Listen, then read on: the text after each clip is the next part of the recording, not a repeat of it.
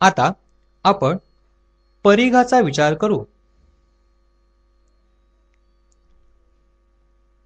आकृतीत दाखवल्याप्रमाणे तारेची एक वर्तुळाकार कडी आहे।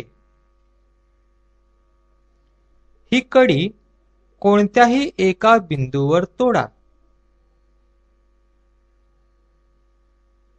नंतर तोडल्यामुळे तार सरळ करून लांबी मोजा। ही लांबी म्हणजेच तारेने तयार झालेल्या वर्तुळाचा परिघ आहे। म्हणजेच त्या तारेची लांबी म्हणजेच वर्तुळाचा गोलाकार भागाची लांबी म्हणजेच परिघ।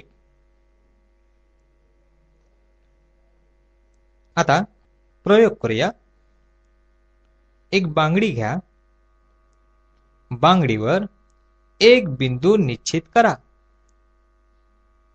त्या बिंदूवर डिंकाने दोऱ्याने एक टोक चिकटवा आणि बांगडीच्या बाहेरील कडेवरून दोरा फिरवा। निश्चित झालेल्या बिंदूपाशी आल्यानंतर दोरा कापून टाका। नंतर बांगडीवर चिकटवलेला दोरा लगेच बाजूला काढून घ्या।